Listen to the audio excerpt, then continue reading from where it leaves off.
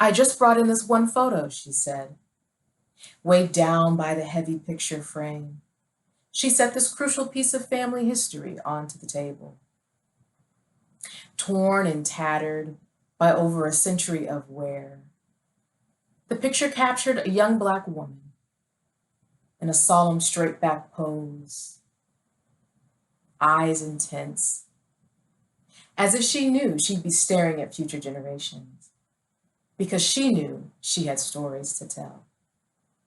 And yet another bringing in a large tub of papers and saying, "This has been in my family's basement for as long as I can remember. I have no idea what's in here." His hands dug deep and pulled out a bundle of letters, and his eyes beamed, saying, "These are my parents' love letters," addressed with almost perfect penmanship.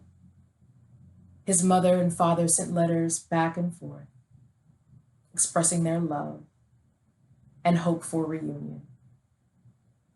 And yet still another, family bringing in VHS tapes, capturing a family business, a club where people could go and have fun, capturing the joy and celebrations, far from the burdens of life. How do we capture these moments and memories and histories? How do we pass this information down to the next generation? Well, tonight, you'll meet some of the families and hear some of these stories. Good evening, and welcome to our families, our communities, our histories, capturing the enduring spirit of life. This program is presented by the Robert F. Smith Center for the Digitization and Curation of African American History. My name is Doretha Williams. I direct the center and will serve as your host for this evening. Listen, this has been a season like no other. And in a season like no other, it's even more important to pass down the stories, the memories in your families and your communities. Whether it's the story of the Black-owned business that has survived from the 40s until this day, whether it's the story of love expressed by the great-grands, whether it's the new stories being created each and every day, babies born during one of the most challenging years in decades, the stories of a community that came together. They turned out and turned a whole state. The new histories of women shouldering the dreams so other women can reach their goals and aspirations. We celebrate these enduring stories, and we celebrate the new stories. In the first part of this program, you'll meet a woman who brought in a special treasure box full of memories that she hopes to share with her grandchildren. You'll also meet Miss Deborah Mason, who will share the legacy of her late husband and take you on a journey through his city. You will also meet the Henderson family, who will share with you their digitized family home movies and the stories that come out of those recordings. And you'll get to meet our Family History Center team as they interview Adrienne Fikes, an ambassador here at the National Museum of African American History and Culture. And you will travel with her through her journey of family history. In a season like no other, it is so important to continue to capture these memories and pass them down to generations to come. We hope you enjoy this program, and maybe it inspires you to continue to search your family history or to make this year, as difficult as it has been, to be a year of sharing these memories and the hopes and dreams of the future, and to celebrate the enduring spirit of life. Enjoy.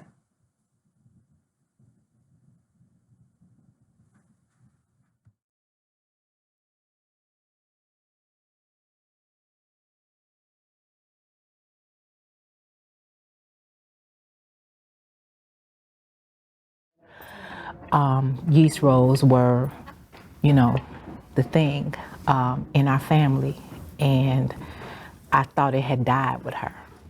And so when it showed up, in this box, when it showed up in this box, I was very happy. I was very, very happy. My name is Lisa Daniels, and I brought Granny's recipes. My grandmother is Shirley Hurd.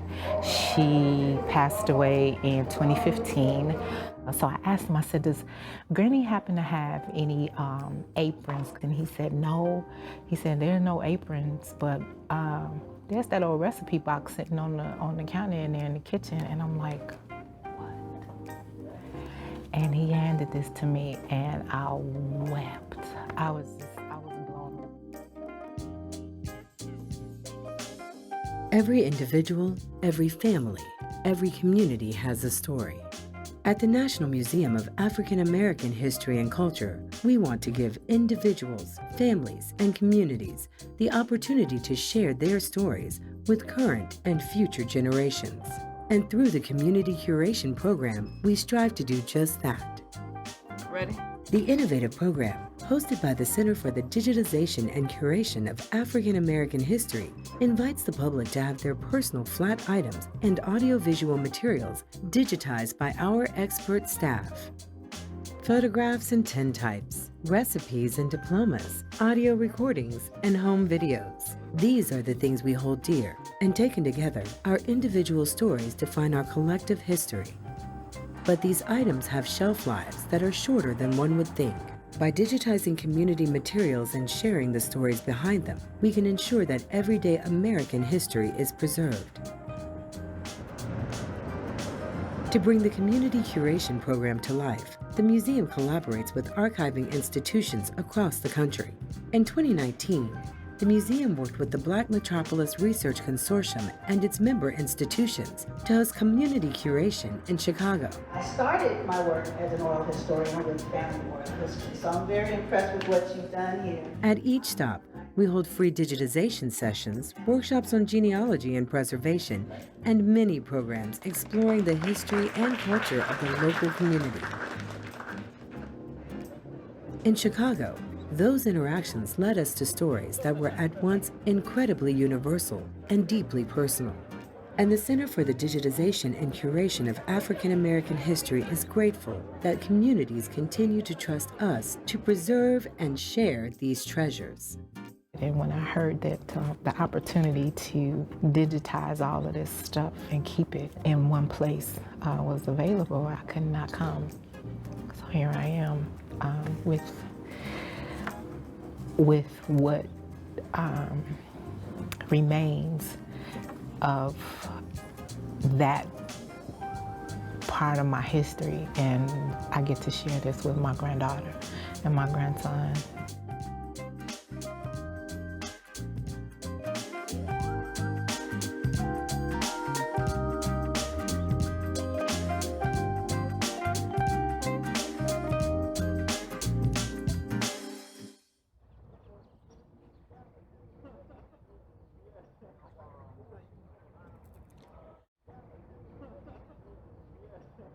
Hello, my name is Deborah Mason, and we are here today to discuss the Baltimore Wall of Pride that you see behind me.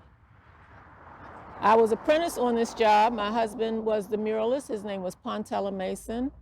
He was born in Rocky Mount, North Carolina, came to Baltimore at the age of 7, and so considered himself more of a Baltimorean than from North Carolina.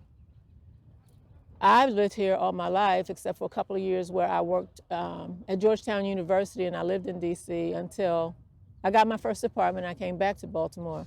When I came back, I went to a party, and there I met my husband. We both knew the same person who gave this party, and so he pursued me in a gentlemanly-like fashion.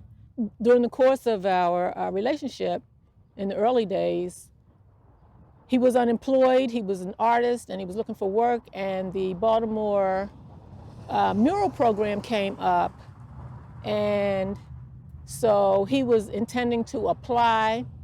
Though he was an artist, he had painted murals in New York, or maybe assisted, I can't remember quite which, but he wanted the right answers when he went to the interview. So on the morning of the interview, he headed toward the interview.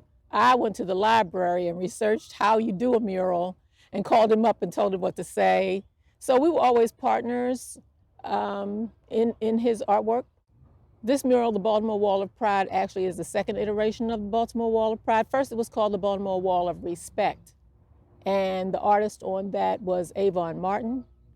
And he was a photographer, actually. But the mural program hired mostly people they knew in Baltimore. My husband was just back from New York, so they didn't know him that well.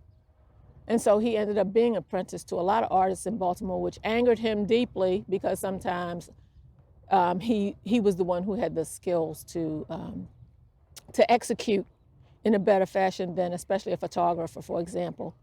So the first iteration, he worked as the apprentice. And when the Baltimore Wall of Respect deteriorated, he was commissioned to do the Wall of Pride himself, and I worked as the apprentice on this job.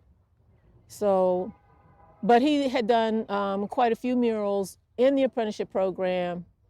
One of the most popular, and Baltimoreans know quite well, is the Checker Players. And the Checker Players was on Franklin and Edmondson, and the number 23 bus would ride by there, and a lot of people would ride by and see this mural. And also a lot of, I know of one artist in particular, Ernest Shaw, who said because of the Checker Players, he became an artist. The Baltimore Wall of Pride now, we completed this mural in 1991. And so you can see the level of the deterioration that has gone on over the years. And fortunately, the Baltimore Office of Promotion of the Arts is interested in redoing the mural. And so there's an effort underfoot to raise money and to pull people together to make this happen. At one point, there were 35 murals around town that my husband participated in, both indoors and out. A lot of them still exist. Most of the outdoor murals do not exist. One, for example, was the Children on Big Wheels, which happened early in the program, and the building caught on fire. Someone else purchased the building and painted over the mural. And so the mural probably didn't live for more than 2 or 3 years after it was painted, but a lot of people in Baltimore are familiar with or remember, especially the older ones of us, remember the Children on Big Wheels. Also, my husband tried to create an army of young people who could paint. And so he did participate in summer camp programs that the children participated in. And he taught them how to paint murals. There is a church, and I don't know the name of the church, that was next door to the post office downtown. The main branch of the post office is a white church across the street. And we held summer camp in the basement of that church. And also in Carroll Mansion, where between that block of Carroll Mansion and further up to the church, we held summer camp there, teaching African culture, teaching painting, and just allowing the children to express themselves artistically. So my husband became an integral part of the Baltimore community, the cultural community. Mayor Kurt Schmoke named my husband Mural Man. And a lot of people will agree this is not trying to brag on his name or any of that, but people in Baltimore thought of him at the time as one of the most prolific artists in Baltimore to execute the murals that we see around. So his name is still held in high esteem as to what he has offered the community. Documenting the murals was important while they were being done, because then the process was documented, and the time period that it was being painted, and even pictures of our children running around the playground showed how old they were. My son was probably 4, which made my daughter 2, and now they're 30 and 32. So all of those things speak to that segment of history in Baltimore's history. And that, yes, indeed, we did contribute to the cultural uplift of Baltimore City. It was important for my husband to paint this particular mural, and you'll see that the names of the individuals are on the mural because he thought of this as a teaching resource to the community, that I will tell you who, but you will go out and find out who they are really, and why they're important, why they're up here on this wall, and why you should know them. So a lot of that happened because some of the other murals in Baltimore also have the names of the people on them, and he wanted the community to go out and find out who people were. So there were a lot of reasons for the documentation, for our personal history, but also for the history and the uplift of the community. So not only did I document the murals and its progress, but I also had to do some of the labor. Now, if you see murals being painted today, especially in high elevations on walls, you'll see people in cherry pickers. We didn't have that. We had to build a portable scaffold every day and take it down every day. And the scaffold was housed in the building across the street. That was being renovated as well. So this mural was actually 1% of a government contract to turn Old Douglas High School into the living apartment buildings that it is now. And there was also a community organization and laundromat attached to this building. And so the community organization allowed us to house our scaffolding over there. And so we'd have to schlep across the street and bring it over here, set it up against the wall. I led that piece of it. When it came time to paint, he led that part of it. So a lot of work went into this, and actually we were here. It would probably have taken us an entire year to do this mural. It was 15 feet tall by 120 feet wide. And it took us about a year, but we painted into the late fall and winter until the paint said, okay, I'm not gonna move anymore. It was a bit of a tough situation because this neighborhood is kind of one of the drug centers in Baltimore City. And so the alley that you see behind me over here has, that was the traffic area for the drug deals. And you'll see a small section of fence that's kind of fenced off now, but it was actually a hole in that fence, a gate, no gate, but just an opening to enter the playground from that area. A lot of drug deals would happen right up against the wall, slip into the playground, transact the business, and then slip back out. And also we knew that there was a lot of crime and unsanitary conditions happening against the wall at night when we were not here. And so along with building the scaffold in the morning, we would also have to clean and sanitize. So there was a lot of bleach and a lot of sweeping and a lot of just housekeeping in order to get the project done.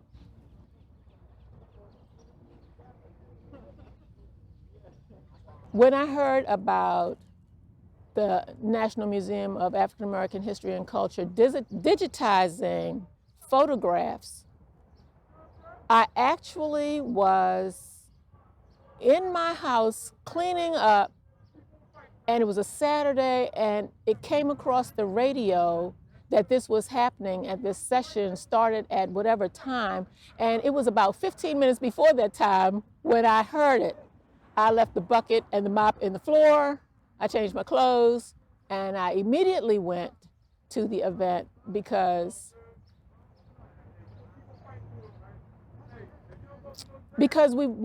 my goal was to preserve what my husband did for myself, my children, people who loved us, people who cared about us, but also that included the community at large, because my husband was respected as one of the best muralists in Baltimore City. So that story continues to need to be told, not necessarily by me, and of course one day not by me because I won't be here to tell it, but there are important things going on in people's houses that nobody really knows about, that is important for the community to know that it's been happening around them all the time. We hear a lot of negativity about the African American community, particularly this week with the murder of George Floyd, and how the communities have risen up and are taking some of the blame for what I'm calling marauders going around and burning down the country, because some of the people, they're creating another problem that puts more blame on the Black community.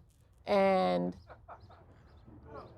I started protesting when I was 19 years old, and I'm old enough to know that maybe this is not for me to be out in the streets, but I want to be out in the streets. My heart's out in the streets with the young people, and for laws and policies to change and stop thinking that we are this and that other than what we really are. If everyone knew the stories that are in each household, in each African American household, there are more reasons for us to be proud than not.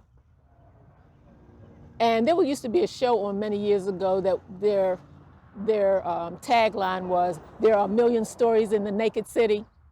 There are a million stories in the naked city, and we don't know them all, but we would be proud to know them, and it would just uplift the community. And I just think that the work that Pontella Mason did is part of that springboard for us to be proud.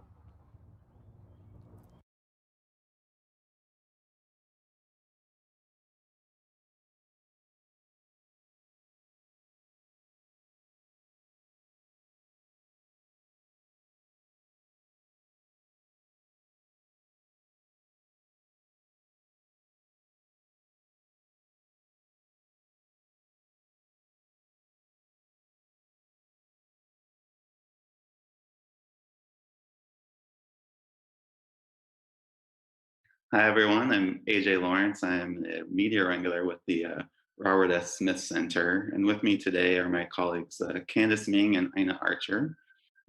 Today we're here to talk about the Great Migration Home Movie Project with some family members who brought in their own home movies to be digitized, Tina Sewell and Ed Henderson. And before we get going, I'd like to have Candace and Ina introduce themselves as well.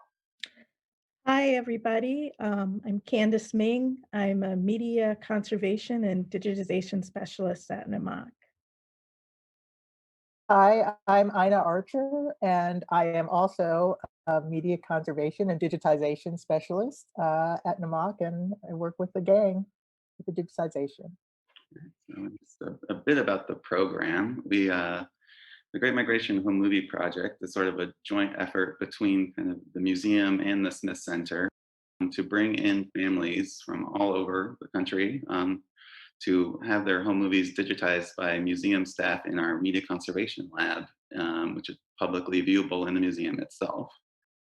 So far, we're beginning to approach 100 families visiting with us, and we're now up to over 800 home movies digitized. And most of these are available publicly on the Smithsonian Online Virtual Archives. But today we really want to talk about what that impact of the program has had on the people who have participated. So we want to introduce our good friends who visited us multiple times, Dina Sewell and Ed Henderson. And I think the first thing we really want to ask you is, how did you first hear about the program, and what's been your experience, visiting us in the lab and bringing in your home movies and seeing these treasures for the first time in quite a long time, I imagine. This is true. Well, I first heard about the project at a Labor Day event here at Highland Beach. It was an opening exhibit where they were featuring some home movies that had been digitized at the Smith Foundation. And in the process, the person in charge said, "And Dina, we haven't gotten to your dad's films yet." And I said, "My dad's films? What films?" And so my brother had been looking for these films for quite some time. We didn't know that my dad had donated them to Highland Beach. So once we recovered the films, my brother and I got together, made appointments, and took turns bringing the films in to the museum to have them digitized. My brother and I both went the first time so we could get an orientation and see what the lay of the land was and get an understanding of what was going to happen. And then we divided up and came back and forth. I came from Annapolis, Maryland. He came from Falls Church, Virginia. And we're very pleased with the way the whole process went. It was seamless. We got to see more of the museum while we were there because you could never get enough of the museum, right? And when we left each time, we got one of these pen drives because the movies were recorded on these drives, and we got one of these each, which we were able to download and share with our other family members. So that was very, very nice. You called it the Great Migration program. Actually, both my parents are from this area, which I don't really consider the South, even though it's kind of like border. And they moved south for their working careers at Tuskegee, which is in Alabama. And then all of the siblings, we moved back up here after leaving Tuskegee. So it's kind of a reverse migration and then a re-migration back up here. Mhm. What was it like to see those for the first time in such a long time? It took us back a bit. A number of the films I had spliced together from several years. A certain year we would put together. And generally speaking, we took a lot of movies during Christmases in Tuskegee and summers in Highland Beach. My parents are very creative, and my mother being a kindergarten teacher at one point, one of the films, I think it was 1953, and we're at the beach, it's the summertime, and she makes on a blackboard, she draws, swimming, the water, and says, "To the beach we go." Okay, so that is filmed before they show us going to the beach. Mhm. And another one is "To grandmother's house we go." And it shows us walking up the road, going to grandmother's house. Skipping like along. And with us also a lot of movies where we put together a couple of reels. And this is an example of what we were putting together. It's like 400-foot, 16 millimeter reels of special events, like the year that we were in Europe. My father was a biomedical researcher, and we spent a year out several kilometers outside of Paris while he was doing research there. And we just went everywhere, and so we took movies everywhere.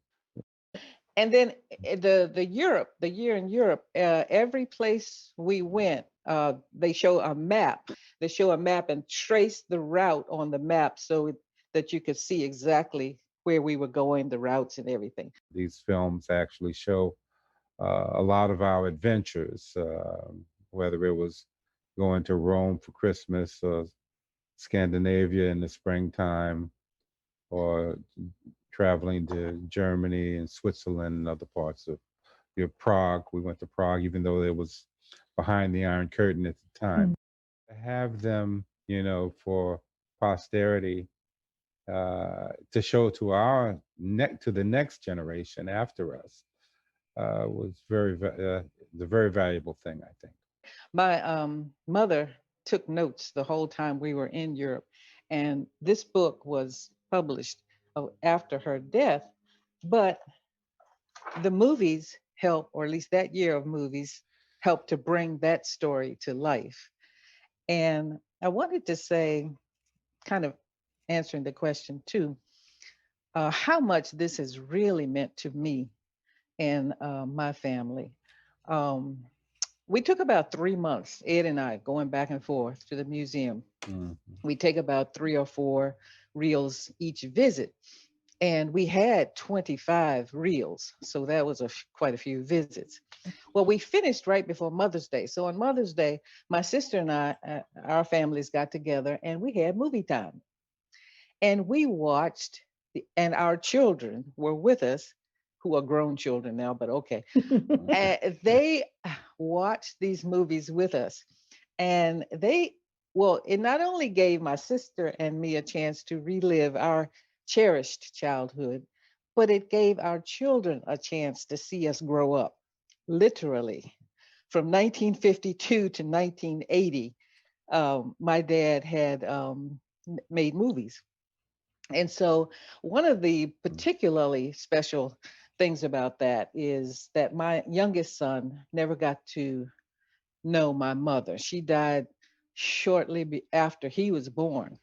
But he heard a lot about her. He heard all about her. And of course, he had seen pictures. But he got to meet her through these movies. And he got to see who we were talking about and kind of get to know her. And that to me was precious. So just to be able to see her moving too must have been really, really striking. Well, exactly, because we have photos, we have photo albums over all the years, but the movies bring the photos to life. The photos tell stories, but the movies bring the stories to life. And that's what we have with these movies. Was it always your dad behind the camera, or was he ever in the films? Did anyone else shoot? I shot some, but most of it is Dad. I mean, he was the one that he's the major cinematographer. Yeah, he not only took movies, but he took a lot of slides. Slides developed. I mean, we must have 1 million of them. Yeah. And I know one time my mother was joking that he would hang off the side of a tree to get just the right angle or just the right shot of this and that. He was quite a photographer. Might I say also that it helped to reinforce my own memory of these events as well. And after which I had conversations with my older siblings who told me things that I did not have a concept of as a younger child at the time. And therefore that was valuable also.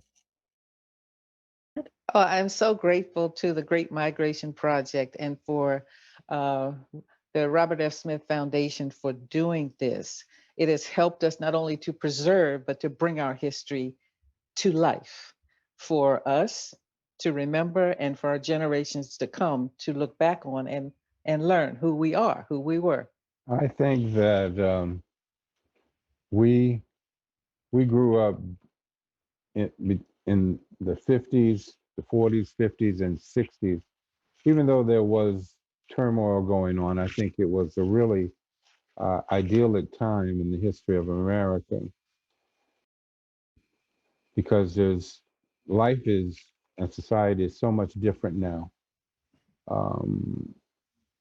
I think that children growing up today there's so much that is vying for their attention that there's so much more busyness as far as what they can get into or things that they have to sift through. Mhm. And I just think that we grew up during a very special time in American history. And I'm glad that my father was able to record it in these movies.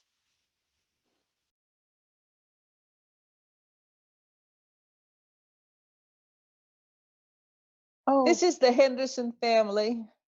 Oh, look at all of oh. you. That's me, the big head, little one there. Still got the big head. And all So of that family came to life. But this has been fun. I've enjoyed this interview. It's so great to see you guys. It's good to see you guys. Yeah. Thank you so much for joining us. And I think Ina is taking good care of the plant you left us. Oh, wonderful. I My didn't want to goodness, ask. wait. Okay. Now wait, I have to. The plants. Yes. Oh there my it is. goodness. Ah. Yes, that is wonderful. And guess what? Next time I come, I'm going to have a different plant for you. Okay. Thank you. Thank you. I'm moving. Like, man, I think we gotta go around the side. Yeah, I think we do. I did like it. That's what you think. Go ahead, pose, Tanya. Huh? Pose. No way. I look terrible. You're telling me.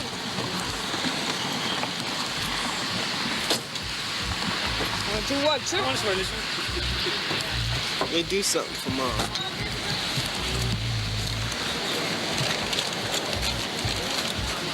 Oh, I'm sorry. I'm just gonna move. I'm gonna move.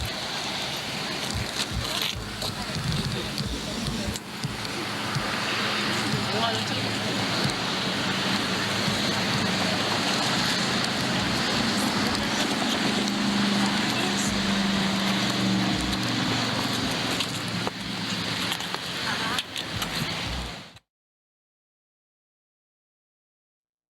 So, good evening and welcome to the family history portion of this event.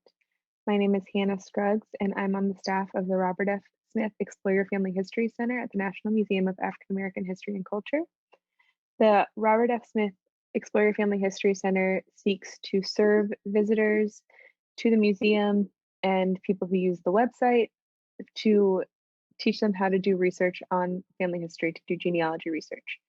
When we were on site in the museum, we did daily genealogy sessions where we would teach people the basics of using Ancestry.com, FamilySearch.org, and Fold3 to find records about their family. We also did monthly public programs that we would run about different topics related to genealogy at the Family History Center. While we are virtual, we are teaching people how to do the same types of things online through email sessions or sessions on Zoom. And we also travel with the Smith Center to do the community curation program. We do public programming related to family and community history. Today we are speaking with Adrienne Fikes. She is an ambassador for the museum, and she has done extensive research on her family history, and we are excited to bring you this conversation. And I'd like to start the interview, Adrienne, with the first question. My name is Lisa Crawley. I'm a member of the Family History Center. So Adrienne, how did you get interested in genealogy? So it was something that I stumbled into. I've always been interested in Black history. I was raised to understand my history. I even participate in a family reunion that includes my great-grandfather, his 4 brothers, and those descendants. And so I have had, family history has always been around. I was the child when Roots came out. But as my father's siblings started passing away, that's when I started really getting interested in the stories that I knew they knew, that I could go to them to ask. And I wanted to make sure that I knew those stories now that we were losing them. And so I asked a question at the family reunion. What was the name of our great, we have our great grandfather, but what was the name of his father? And no one could tell me. And so I was curious about it. And I really stumbled into doing the genealogy research because there was a tweet about the town that my family had come out of, Pittsboro, North Carolina. And so I, just started falling down an internet rabbit hole and found Family Search and talked to some other people and quickly became obsessed with doing this research. Now, my understanding also is that you did come to the museum, you've been to the Family History Center, and you've also been involved with some genealogy groups. Can you share that experience as well? Oh yeah, absolutely. I was excited to become an ambassador before the museum opened. I was there on opening day, crying in the museum. It was just such a beautiful place. So I learned about the Family History Center that day during the grand opening. And I just think that it's a beautiful way to tie the history in. So in addition to being an ambassador at the museum, I am now a member. I started attending some of the programming that you offer. And so at one of those talks, I finally connected to a group called the Afro-American Historical and Genealogical Society. There is a DC chapter.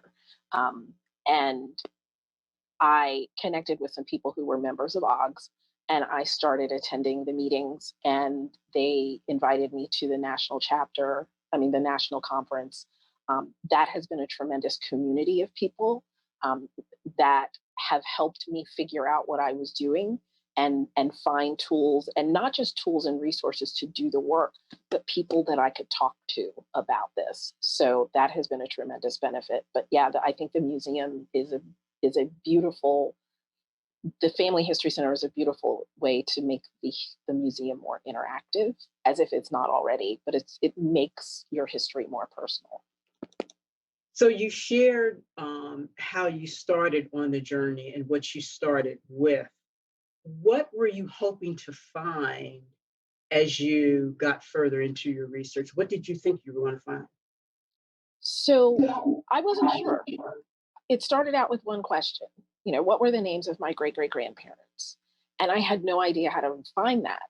So when I fell into the rabbit hole and I pulled up some records, once I found I knew the town, I knew the name, and I punched it into familysearch.org, all these records popped up. And there was all this information that was just like right there in plain sight. And so not only was that transformative, that was exciting, but then I started asking if my great-great-grandparents' information was right here and it was that easy to find, despite what everybody tells us about African-American genealogy. It was right there. What else could I find out about my other great-great-grandparents? So, I threw out a challenge to myself to see if I could identify all 16 of my great-great-grandparents. And at the time, I knew my parents. I knew the names of all of my grandparents. I knew one set of three great-grandparents. And so that's where I started. And I just started having conversations and plugging information and, doing research and going to OGS and learning tools and resources. And it just started happening very quickly. So I've actually been able to identify, I call it 12 and 2 possibles because, I identified 2 that the family had understood were our great-great-grandparents. And now, because of my research, that's actually in question. That's really fascinating. And it's quite a feat to be able to say that you discovered 12 and 2 possibles. Were there any key moments? Did you have any kind of breakthrough moments that kind of busted the door wide open in terms of your research? Yeah. So I was on Twitter. In fact, it was after the 2016 election. There was a tweet that went out that was about Klan activity in North Carolina. And I stumbled upon an article about this that was fact checking. And it happened to mention this random fact about North Carolina. In 1870, they went under martial law, and there was a war called the Kirkcaldy War that I had never heard of. And there was a battle between the Klan and the North Carolina militia in Pittsburgh. And that just set me off because I had just asked about the town and they told me, I thought they said Pittsburgh. I was like, there's a Pittsburgh, North Carolina. So when I found out it was Pittsburgh and then I see this article, I started Googling, I started, bumping around to see what I could find. And I actually ran across cemetery records. So when I had my grandfather's name, I punched in the town, I punched in his name, his cemetery records came up. But the cemetery records also had a list of all the other people that were buried in this cemetery in Pittsburgh. Now, all I'd ever known was my grandfather he died when my father was about 13 years old. And all they ever said was he was buried out in the country. And so I'd gone from knowing absolutely nothing to having this record that says, here is where your grandfather is buried. In addition to that, as I started looking at the list, there were other Fikes. And so I knew my great-grandfather's name. He was listed there. I knew my great-grandmother, she was listed there. And on my great-grandfather's burial notes, it says the father of George is John, Jack, and Louisa. And it was just like sitting there. I couldn't believe it. So I actually, I was excited to go see it. And I pulled my cousins together the day after Thanksgiving. And we drove down into this country with some coordinates. And we had called a distant cousin to try to figure it out. And we found this still active cemetery that you wouldn't find without knowing it was back there because it was back between two houses. And, here is just the moment when you're standing there looking at these graves. Some of them are marked, some of them were not. But just knowing that here is this place where my ancestors are, which just, I always talk about, you never think about having fun in a cemetery. That was a tremendous day. We were bumping around and looking at headstones and trying to figure out birth dates. And it was really a transformative experience for me and, all of the family members that I've been able to share this with. Incredible. You raise a good point, and you mentioned this a little earlier about 1870. When we do genealogy research, African Americans frequently hit what we call the 1870 brick wall. And that is 1870 is the first year that the census was collected after the end of slavery. And so getting beyond 1870 and into the slavery era presents some unique challenges for our type of genealogy research. But what you just said really kind of highlights something that we speak on often in the Family History Center when we work with people. And that is the misconception that African Americans do not appear in written record. And that is just something that's simply not true. You just have to know where to look. And so when you were conducting all of your research, what were the challenges that you faced in finding records prior to 1870? And what types of records did you find?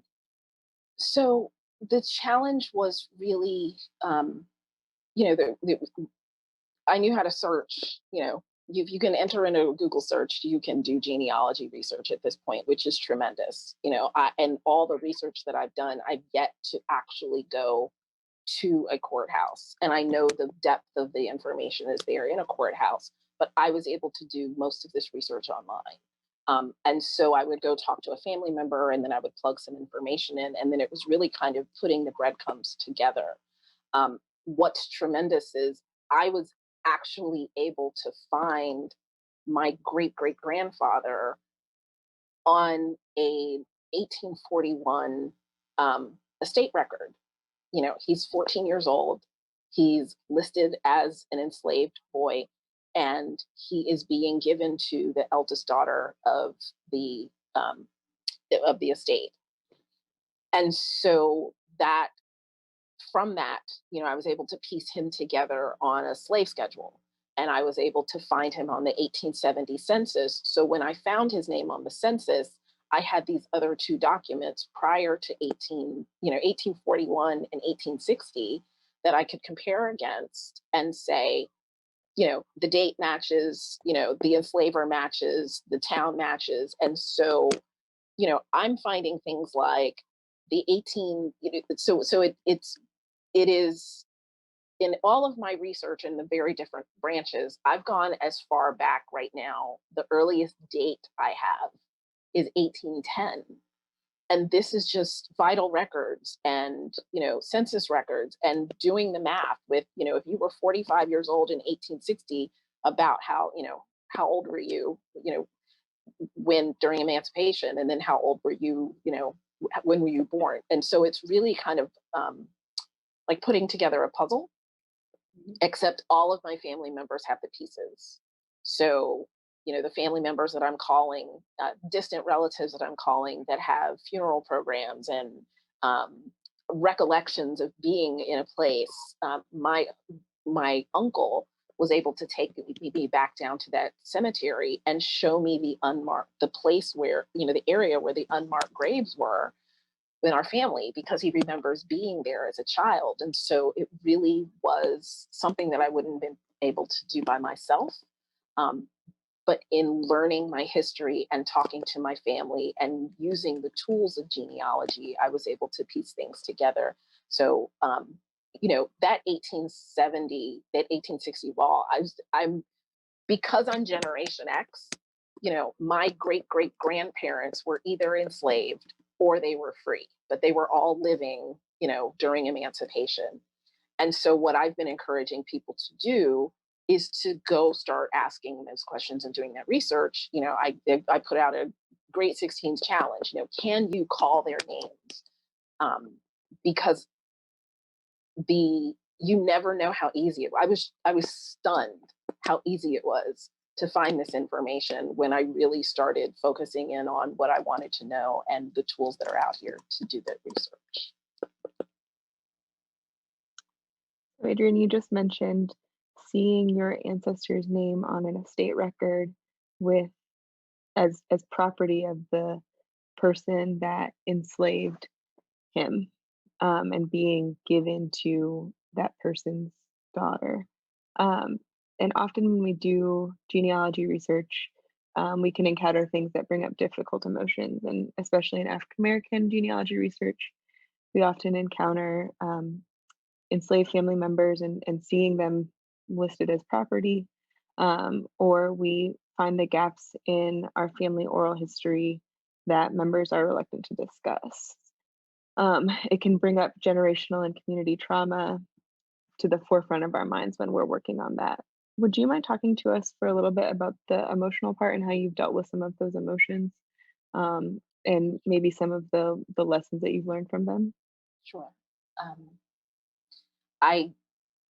It's interesting, I was kind of doing this dance with this estate record. I saw the name and I saw the information, and it was like, I'm not ready to know. So I, kind of tagged it and I came back, and I kind of tagged it and I came back. And I finally started reading through it. It's a 35-page document. It's handwritten. And I'm reading and I'm reading and I'm reading. And I hear, I see it, Nancy, Fike, Jack, valued at $383.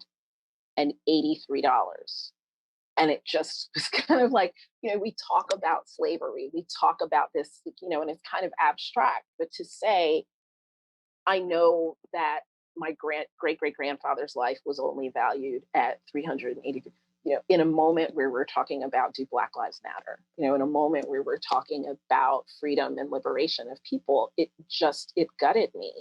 And I read it and I didn't want to believe it and I didn't want to verify it. And then when I just, there was this sense of the ancestors, guiding you to these documents and saying, like, look here, look there. And so when I found it, there was this knowing that this was true. And honestly, I had to get back to bed. I couldn't handle it. It was so painful. And then because I didn't know how to feel. I didn't know how, like, we don't talk about how to process this type of information. So, you know, yes, it was painful. And then right in that pain was this indescribable level of knowing and pride and strength. And, you know, I never thought I'd be happy to know that. It's a horrible thing to know, but it was almost like, look what we've come through. You know, it was like, we've even survived this. And so I came out on the other side thinking, you can't tell me anything. Like, my look at what my family has survived. Look how tremendous we are. And so it kind of put the things that I was going through in perspective. And so what I'm doing now is encouraging people to begin to face the truth. They say the truth will set you free. It really has, and I'm watching the transformation in my family as I call them and I tell them, you know, what I'm finding, and there's just stunned silence. But it's like having a lost family member and then knowing what happened to them. It's healing and it's transformative, and it's I have no doubt in my mind it is the work that we are being called to do in the moment. And I can encourage everyone to do it. And actually I'm working on helping people hold space for that process and to begin to think about what it looks like to face that truth, because there are records that I need to complete my story that someone has. You know, it's very likely that the families that were enslaving people had records as well. And I have talked to a few people who have uncovered things and they didn't know what to do with it, and they didn't want to talk about it, and their family didn't want to come forward with it. We need that truth. You know, the museum talks about the unvarnished truth. If we're ever going to get past this, we have to begin uncovering the truth of what it is and working through that. So I'm actually encouraging people who descend from the enslaved, as well as people who descend from enslavers, to begin coming out with that information, that it's a truth telling that's necessary. You touched on this a little bit just now, but how did your family respond when you shared that with them? I know that you said they were stunned to silence, but if there's more detail, were they receptive? Were they excited to learn more? And do you have family now that is on this journey with you also researching? So yes, it there's a progression of interest. You know, very few of my family have been interested in combing through documents with me. However, you know, I have some cousins and some friends and some, you know, immediate family member that they just, every time I'm ready for an adventure, you know, I still have family down in the area. So when I'm like, you know, before the pandemic, I'm like, I'm coming back down, and I would stay with them, and we would, you know, head down into the country to look at these records. We have met distant cousins and, you know, hiked through a historic cemetery that, you know, we had to, like, we're hiking through the woods, you know, so we have done, my family is tremendously interested in it. In our, you know, we have a family reunion, and on 3 of my 4 branches, I've been asked to do some level of presentation about the work that I'm finding. So people are truly interested in it. It's information everybody wants to know. I know more about myself now that I've discovered this information about my family. I make sense in a way that I didn't make sense before. And I think that has held true to my extended family. Last Thanksgiving, we gathered the first cousins and our children together. And my family was laughing at me because it kind of happened naturally. They called it the Miss Jane Pittman moment. You know, I had my scarf on and, you know, we're in my cousin's hallway, and he has these family pictures that he's put together. And I was going through with the kids, and I was like, do you know who this is? Do you know who that is? And I'm telling the story of our family and the descendants. And I look up, and, you know, my my cousins and my siblings are at the top of the steps taking pictures of me because they were like, this is awesome. But those pictures won't be released because just, it was a moment, but it was, people are interested. And so, in any way that they take an interest in it, whether they are digging through records with me or climbing through, bush to find some 100-year-old graves, or just opening their home and letting me stay with them when I come do history, or welcoming me, to a picnic where I do a presentation. They're finding different. They're sending me pictures. They're sending me funeral programs. So they're participating in all kinds of ways to help uncover this information.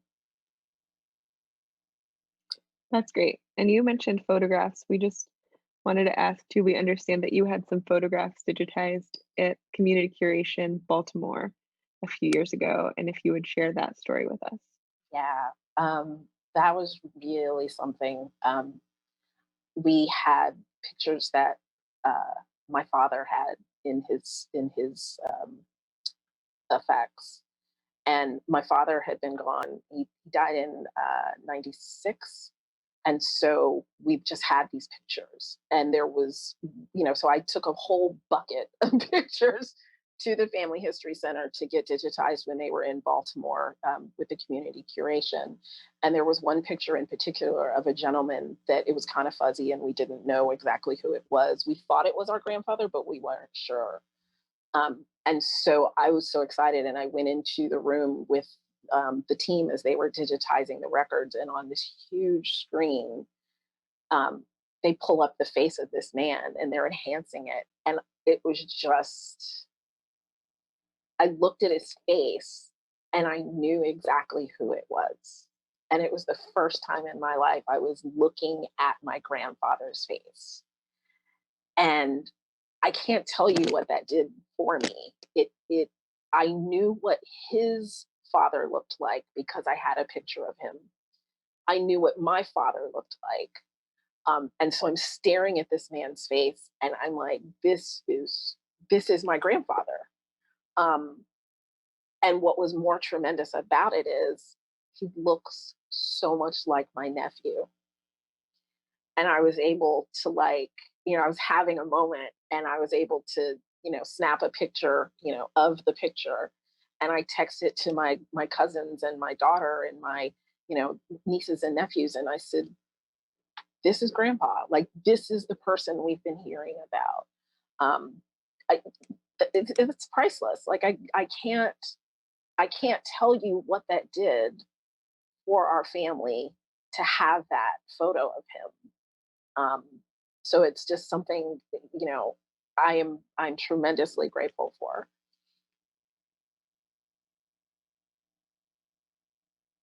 And our last question for you before we wrap up is, what's next for you and your family history research? Do you have more questions and or do you plan to write about your findings? So I'm shooting off in all kinds of different directions, because one of the reasons why I would not have done it this way if I had known, but now that I did it this way, I'm very happy that I started looking for all 16 great-great-grandparents, because there were people on all sides of my family in different branches that had information that, had I hadn't started asking questions when I did, that information would no longer be available to me now. So what's next for me is to really, I'm digging deeper into the women in the family who are often so difficult to find information about. I know great-great-grandpa Jack was, enslaved. I know he was married to my great-great-grandmother, Louisa, by 1870. They already had 6 children. They had some sort of personal property. I know my great-great-grandpa Jack went on to be appointed to the school board.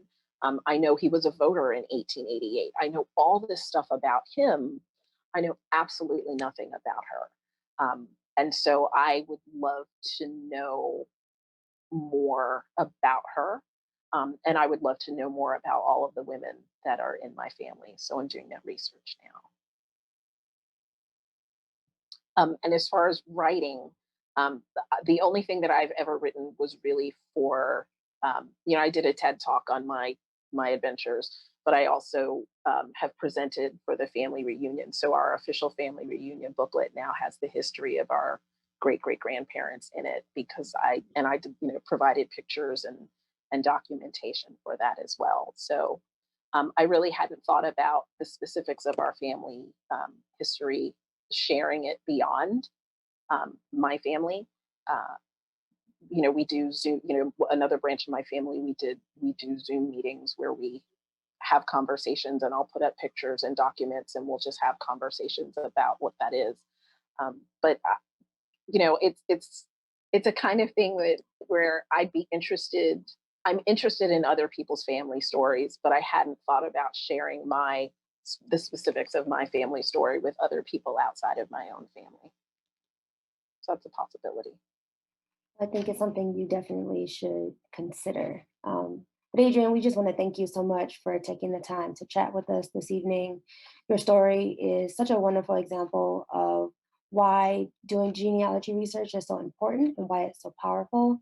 And your story also highlights something that we are very passionate about in the Family History Center, and that is for African Americans who are researching their family to not just focus on documents and not just focus on oral history, but to do the two together. That is something that is really powerful and something that's really unique to our story as a people.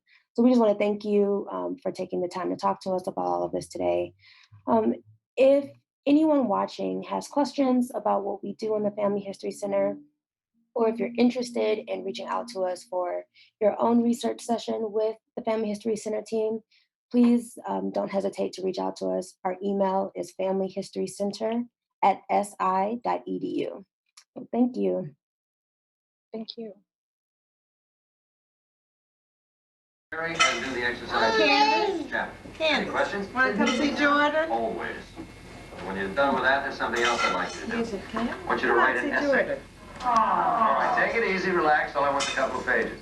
Just want to get an idea of your writing skills. What do we write about? So if you know about it, tell us. Now, my bad, honey. I got Dallas and not Miami Vice? Yeah, well, like I said, only 2 pages. All right, I know it's visiting day, so I'm going to dismiss the class a little bit early. I want to thank you all for your No, attention. she can't have chips. Sister Smith, thanks for letting us go.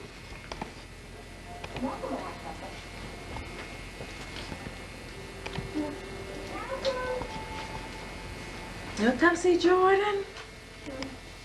Here. Oops.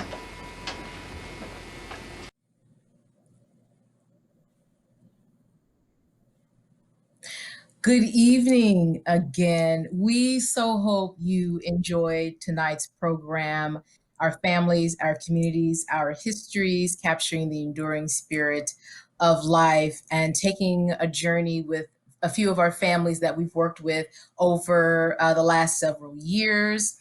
This has been presented to you by the Smith Center for the Digitization of African American History here at the National Museum of African American History and Culture. So tonight you saw a glimpse of a few of the programs that we do here at the Smith Center. One was the Community Curation Project, where we're out in the communities helping people digitize their family memories. And we've been to Baltimore, Denver, and Chicago, and we'll eventually get to New Orleans.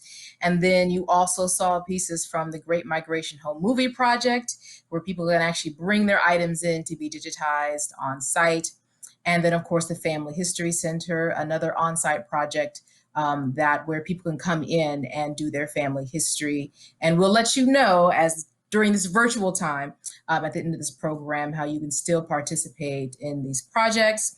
The great thing is now we have a time to chat with my colleagues who've been working with these projects throughout the last several years and answer some questions. And hopefully you were able to ask some questions in the chat. Some of you sent questions in through registration, so we're going to answer some of those as well.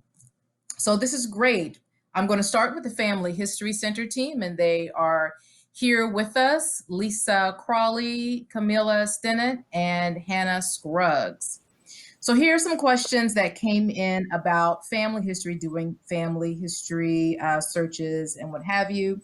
The first question is for Hannah. Hannah, how does a person with very little knowledge, aside from their parents and grandparents, begin the genealogical process? What resources are available?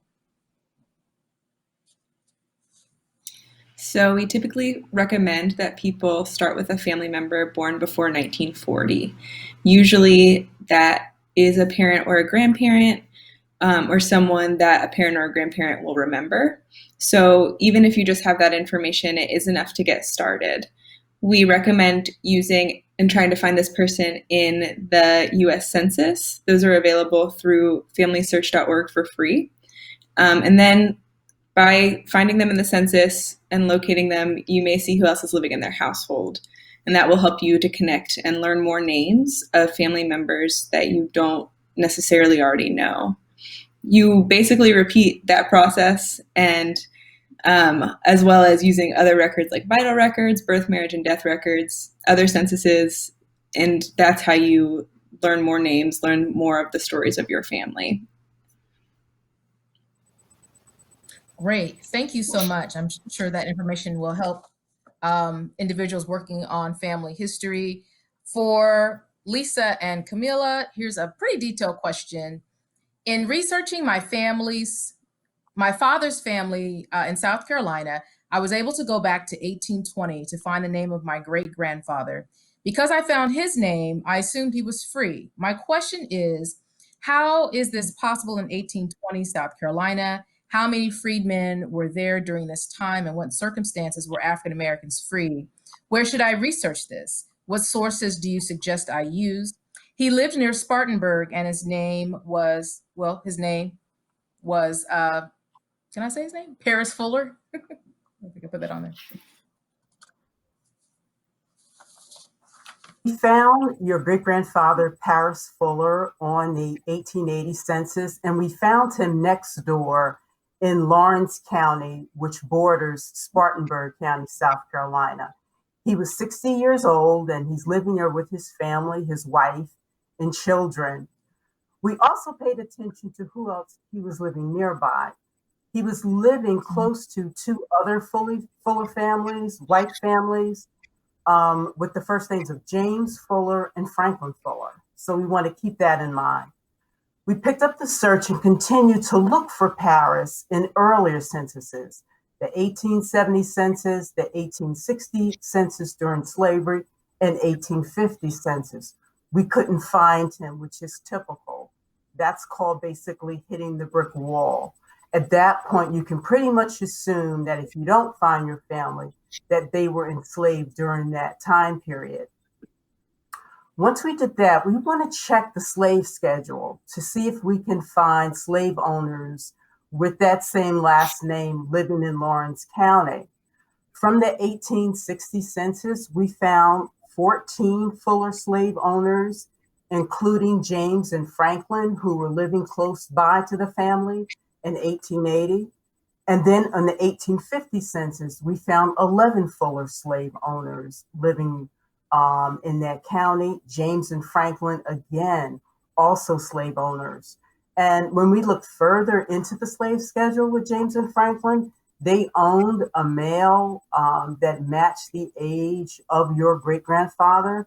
So what we would like you to do, we need to then look further into their property records, their tax lists, and see what we can access, see if we can actually find them on those records.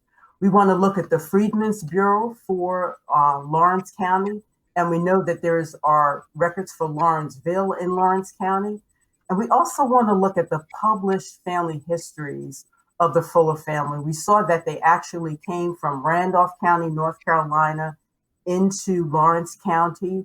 They were there by the mid-1700s, and the family settled and continued to grow. So there's a lot more documentation and other records that you can continue to look for, and hopefully you'll find them. And I would just quickly add to that, your question raises an issue that comes up frequently in genealogy research, and that is conflating the birth date with the date of the actual document that you're looking at. So if you found an ancestor on a document that's from 1870 or 1880 and it lists their birth year, it's easy, especially if you've been doing this for a while, to conflate those 2 years and what they mean. But formerly enslaved ancestors absolutely do get counted in records after 1870. You heard us talk about this with Adrienne in our chat with her earlier. But when you're doing this type of research, it's important to keep that in mind, that the birth year, though it may be deep into the antebellum era, doesn't necessarily mean that that person did not survive past emancipation to be documented. So always something to keep in mind as you search. Great. Thank you for that detailed answer. You got a session right there. The next question is for Leah Jones, for our photographer extraordinaire, who's so fabulous. Thank you so much for the wonderful interview you did with Miss Deborah Mason and her husband, Pontella, who's the muralist out of Baltimore. The history of his life and legacy is just incredible. But you have an update about the mural and some new paintings that have appeared on the mural. Yes, I just spoke to Miss Deborah Mason, and she sent in 2 photographs, and the 3rd rendition of the mural has been completed, and one of Mr. Mason's, one of his mentees helped with the mural. His name was Ernest Shaw, so that's good news. That was gorgeous. I really enjoyed that. And hopefully everyone else enjoyed that too. Very beautiful way of revisiting that mural. I have another question for Ina and for Candace, our media conservation team members. There's a question from someone asking, what's the best way to preserve media items like VHS tapes, slides, and where do you store all this material? Well, I think as you'll find with most of the items that we're talking about today, that keeping the videotapes and films, whatever their format, in a cool, dry place, out of dampness, with kind of steady humidity and not humid, and particularly to be able to keep the tapes from being otherwise erased or accidentally having the content taken away or erased, basically. So I think that Candace can give us some examples of the way that you can assure that your tapes won't get erased by accident. Candace, oh, right.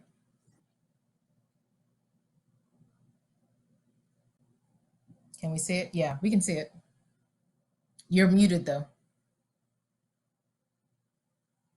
Sorry. So this black square, usually on the edges of the tapes, you're gonna want to either, sometimes you pull it out and it'll come off like so. Or you punch it in. It just depends on the type of tape. Smaller VHS tapes, this is the VHS-C, usually have a record tab. So here's the front on the top, and there's usually writing. So this one is actually on, and I'm gonna switch it off. And that ensures that if you put it in a machine or if you still have the camera, that you won't accidentally tape over it as you try to get the content off.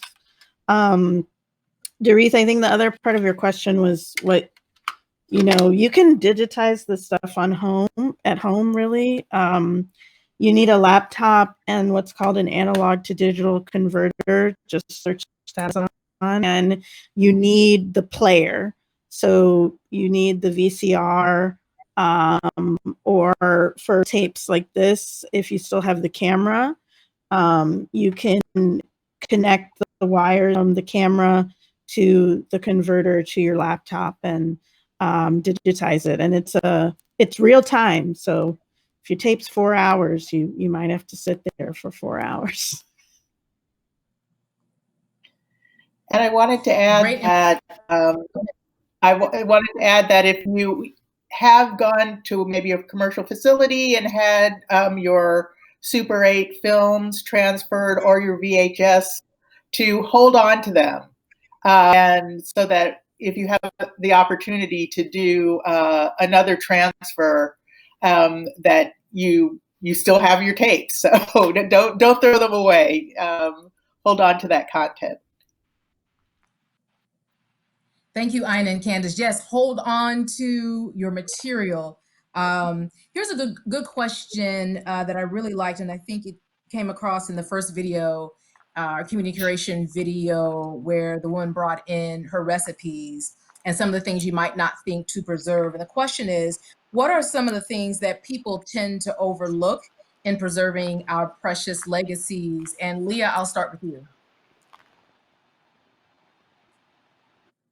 I would say the one thing that people need to do is just to make sure that the items are safe. They're in a cool, dry, temperate place. And then another thing you want to do is when you have the materials like photographs or documents, if you know who the people are in the photos, make sure to write the names down.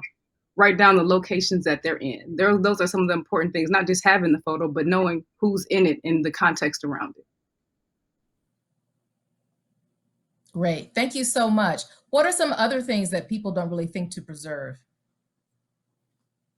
Family History Center team? We always recommend that people interview their families and try to get as much oral history from family members as you can while they're still with us, so that you'll remember them, write them down and record them, and then you'll be able to pass those things on to the next generation. That's a really crucial part of doing family history research, is talking to the elders in your family. Good. Other ideas? I think generally that people may not always think about conserving their AV materials or looking to that as a source of family history and audio tapes. So to consider them in the same way.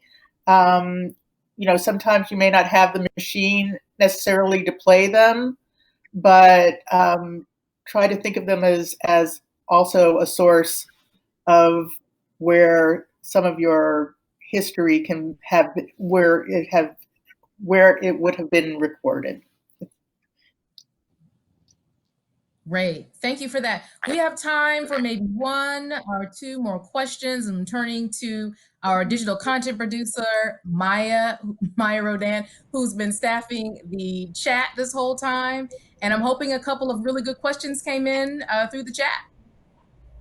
Hi, yes, thanks so much for everyone for participating in the chat. It's been really great to see some of the questions come in. We have two questions that I think will be really great, so hopefully we have some time to get to both. There's one question from JL for the Family History Center team. They noticed that Adrienne had a lot of success while she was doing her research, but they're wondering if you have suggestions for people who can't find information via search engines. Where would someone who had that issue start?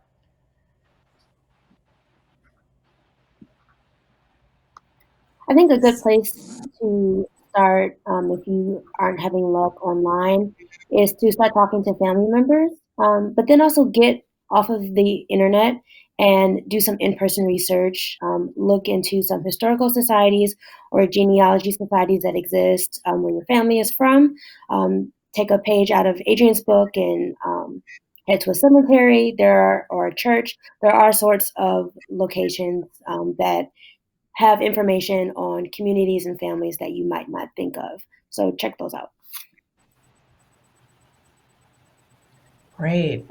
We also have a question from Evelyn about digitizing DVDs. media conservation team, do you have any tips for someone looking to do that?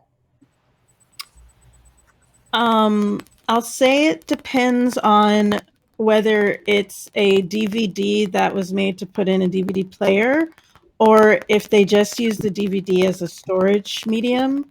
The first step would really just be put it in a laptop and see what plays. Does a menu come up?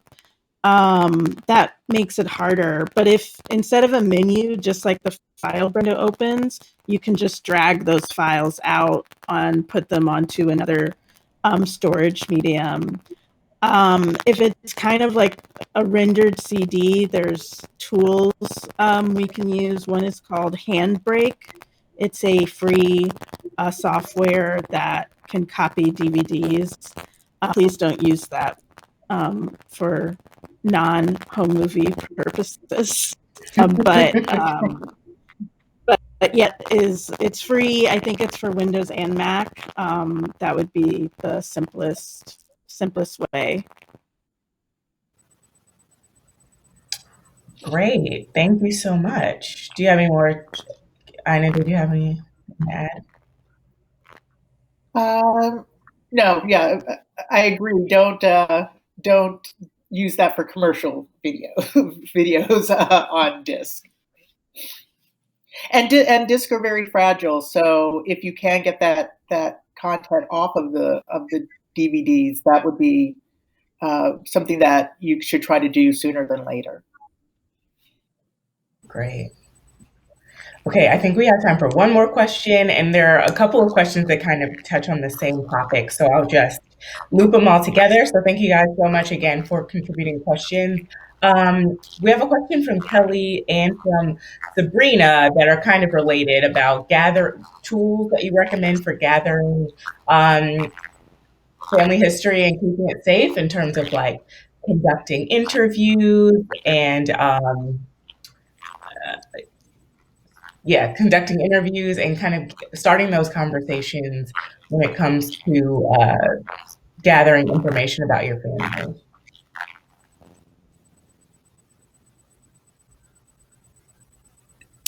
There are some links below that we've provided below the chat with helpful resources for questions you can ask family members to gather oral histories.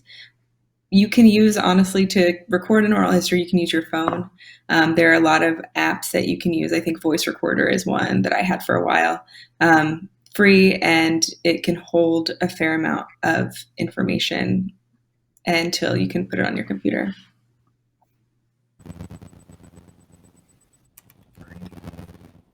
Our oral historian, Kelly. Oh, sorry, you. I just wanted to piggyback off of Hannah. A lot of people ask that question and they just don't realize how important your cell phone can be. It's mighty. If you don't have anything else, just pull it out and ask any questions. I sat and talked with my great grandmother 2 summers ago, and she died 2 summers ago, but 3 summers prior, I just recorded her using my cell phone because that's all I had. She just started talking, and I'm like, okay, I'm going to get this. And I'm a professional photographer. I wanted this big camera, but sometimes you just have to use what you have. So it's important to don't think you have to have like a studio equipment set up to record somebody. Just pull out your phone. It's important to have something rather than nothing.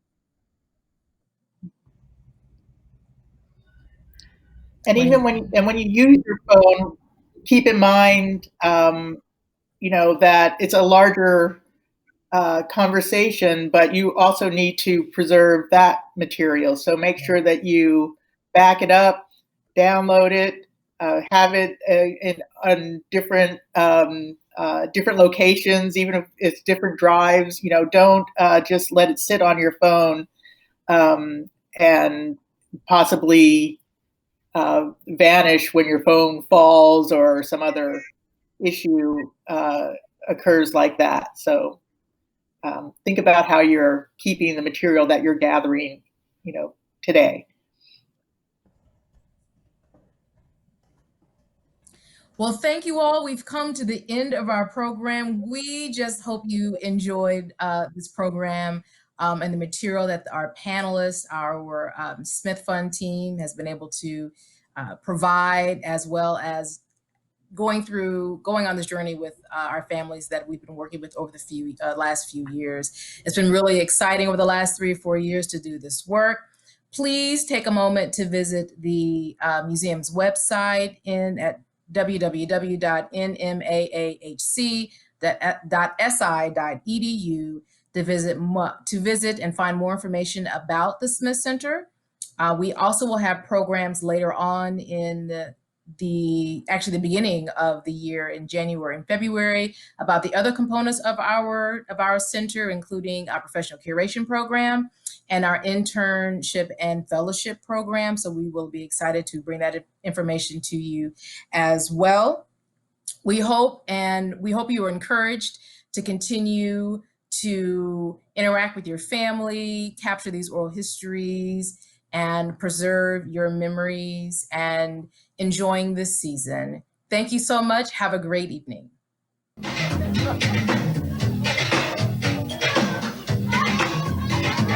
way we going here? Patricia, come on.